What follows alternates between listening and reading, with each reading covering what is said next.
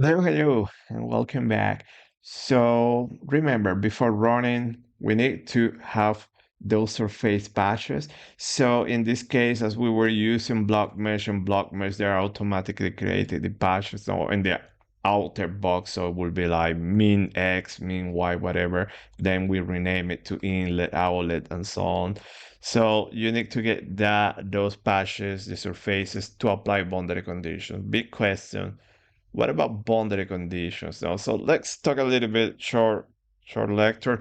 So basically what we're solving here is an initial boundary value problem. That is a problem that requires initial conditions and boundary conditions. So, well, let me skip here. When it comes to boundary conditions, you have three main groups, no? Dirichlet, Newman, and Robin. Dirichlet is a fixed value, fixed velocity. Newman is a zero gradient, okay? And Robin is a mixing of those. So it will be the inlet outlets you are already familiar. So those are the main groups. Then in OpenFOAM, things will get very complicated. There are many types of boundary conditions. So here are a few words in boundary conditions. So the most important thing here is that boundary conditions needs to be physically realistic because those are the biggest sources that you have in your simulation. Very important. So there's where you are telling what is entering and going out, or what is how the flow is entering and coming out of your domain. So they're extremely important. So give physically realistic values. So a few comments here now, like boundary condition, boundary condition, boundary condition. Now all the contour, and then inside everything that is bound by those boundary conditions, you give an initial condition because you need a starting point. When it comes to initial conditions, they can be divided as two main groups: uniform and non-uniform. Most of the time we use uniform, but also we have the option to use non-uniform. That is something a little bit more advanced. But for the time being, all the cases that we have run and this case that we're going to run, we use uniform initial conditions. So you start from a uniform value. Let's say my initial velocity is 20 and everything is 20, and then the solution will evolve. Okay, so a few comments. Like for boundary conditions, they need to be physically realistic. That's very important. Here, talking about something about inlets and outlets, and since that you have to be careful that sometimes you can find boundary conditions or surface face groups where the flow can re-enter the domain, and that can give you some stability problems. So they should be you should treat those surface grid in a very specific way to avoid what is called backflow. So one of the ways to do that is to have a super large domain to avoid that, but usually we have, let's say, constraints in the computational resources, and we cannot use a very large domain, so we use relatively small domains, and we can have that problem. So there are some specific boundary conditions, something that's called inlet, outlet, or backflow treatment. So depend of the software, the CFD solver, they will call it differently. OpenFOAM is called inlet, outlet, outlet, inlet. So when you see that, that is what is happening. Also very important, outlets also depending on the physics that you are dealing, but most of the time fix the pressure at the outlet. And look at what you have here is that two different cases. So in the case one, we fix the pressure at the outlet. In the case two, we didn't fix. So see that as you don't fix the pressure at the outlet, there is no reference and you have large oscillations. So as you look at this, you realize immediately, okay, this is a problem. But if you look at the convergence and monitor quantitative of interest, you don't see any problem. Okay, convergence. So these two cases, and you see that they're very similar. However, visualizing, you realize you have the problem, that there is a problem. So like in the mesh, that I always visualize the mesh to be sure. Here also look at the mesh. But this doesn't mean that it's not going to diverge eventually. If you leave this running, it might diverge. It might give you a problem. So be careful about that. Okay, talking about symmetry boundary conditions that are equivalent to sleep walls. Okay, you have boundary layers. So you have seen that sometimes I talk about symmetry. It is equivalent to talk about sleep. The main difference between a sleep wall and symmetry is that symmetry you apply it in planar faces. So be careful about that. That is, you have a face with curvature, you should use the specific sleep wall that it exists in OpenFOAM. Honestly, I'm very used to use symmetry, but I think I should use all symmetry sleep instead. Talking about dimensions of the domain, the larger, as I mentioned, the larger the better. So here just this figure just to show off, what happens. So if you are too close to the body, see that issue that you might have flow coming back into your domain. That is a problem. So put it far far from where scenes are happening. So usually this is a rule of the town. It's not written on a stone, but you can follow. So usually for external aerodynamics, by the way, if you're doing internal flow, nothing to do. You need to constrain to that geometry, like the pipe, like the elbow. You cannot do anything else. Okay, so the larger the better. Also the shape of the domain here, I put in a rectangle. It can be a C-type or it can be a sphere. Okay, there is no problem. You can do that with blockMesh. Probably there will be another tutorial that I show that, but there is no limitation. But the bigger the better, just to avoid issues now with incoming flow, but also with having a strong gradients close to the boundary. So imagine that here you have a shock wave, and if this boundary is close to the surface, that shock wave will have an influence, and that can be a problem. Uh, okay, so some general comments, then you can read it at your own pace. So the most important is that initial conditions, boundary conditions needs to be physically realistic, okay? That is the most important one. Now, specific boundary conditions in OpenFOAM, there are many, and in the source code you have them there. And let's explore a little bit. And let me go to the source code and to show that. Let me open them. I have OpenFOAM. It was OpenFOAM 12. By the way, the location changed from version to version, if I will recall. There are some small differences, so be careful. Finite volume, I think it's the next one. Finite volume fields. Okay, here and here you're going to have the basics. So constraint, when I talk about constraint, and then derive. Okay, show it this life.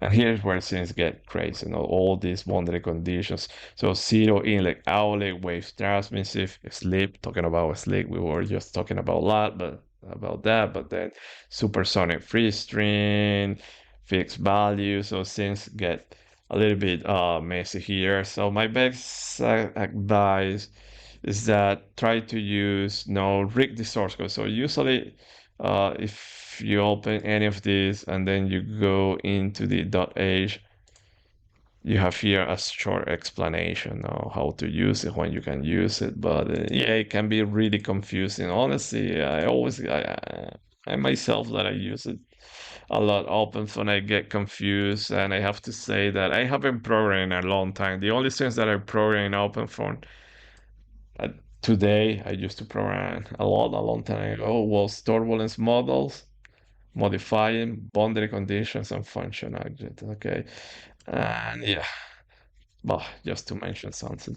Uh, okay, so there you go. You have the location. You can explore that. Then you have the phone info, and you can ask for the specific boundary conditions, and also you can get information. What are all the uh, boundary conditions available? I think it should be. Let me go phone info. Help.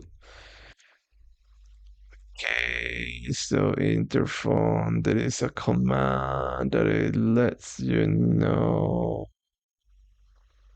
Okay, so I don't recall, there is a specific keyword and it will list you all the Dirichlet, all the Newman, and so on. So if I found it, I will put it in the video description. Bum, bum, bum, bum, bum. Okay, so now let's go to this one. No, we have base type and numerical type. So recall that from I talked a lot about this file, the boundary. Sometimes I talk about constant polyMesh boundary. So here you set the base type. The base type will be the main groups, the largest groups. No, there's Newman or Robin. So if I go back here, should be this one. So basic, see that you have, okay, these are not, should be this constraint. So look at that, you have cyclid, anti, wedge, symmetry, processor. So these are the constraint ones. So these are the big groups that they are designed across all files in constant boundary, but in the folder 0. Okay, so this is this distinction. And then you have the numerical type is the one that you go into 0, initial conditions and boundary conditions, or whatever folder you put these files. So each variable that you are solving, okay, you need to define. And here you give the actual numerical value. Okay, so that is the main difference. So when you define, and I'm talking about, for instance, base type, okay, that big group, the group that is called constraint, in all files, it will be the same. So as you define a cyclid, it's a periodic, okay, or cyclic AMI, later we're going to see that actually disappeared, it's called something else. Anti, symmetry, symmetry plane, wedge, slip, it is exactly the same name, okay? So make your life easy because just say name. But then when it comes to a specific one of base type that is called patch, and recall that from time to time I call patch. Patch can take the form of any of the boundary conditions that you have, and that's why it is a little bit tricky. So a patch can be a calculated, can be a fixed value, can be an inlet outlet, can be also a slip, can be a supersonic free string, okay, any of the boundary conditions available. So this is the confusion, okay, there with this specific patch. Then you have another one, which is wall. You have seen wall. Wall, it is a fixed value with 0, 0, 0, okay? However, you need to specify wall when you know that you're going to use specific models at walls. So the most general one that we all know is turbulence modeling, but can be also heat transfer, can be a surface field or whatever, chemical reaction. So when you're using models like the wall, you need to define the specific base type that is wall, okay? So for all the cases that we have run so far, it is only turbulence modeling. And I think for all the cases that we're going to run in this training, it will be only turbulence modeling. So then patch, just to show you, and the inlet outlet. So remember the backflow treatment, and you have flow coming back into domain.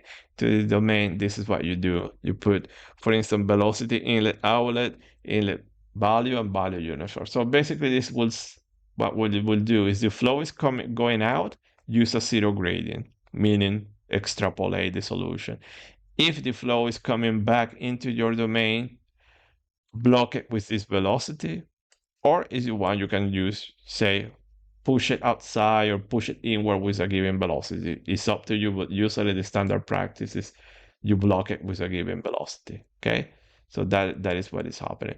So for the case of external aerodynamics, and pretty much also internal aerodynamics, this is let's say, a common combination of boundary conditions. Now, how you set this one. So for pressure, you set like this. At the inlet, zero gradient. At the outlet, you fix your pressure value. At the wall face, use a zero gradient. Symmetry, cyclic, slip, they are the same. Velocity, fix your velocity at the inlet. At the outlet, you can use zero gradient or inlet outlet, they are the same.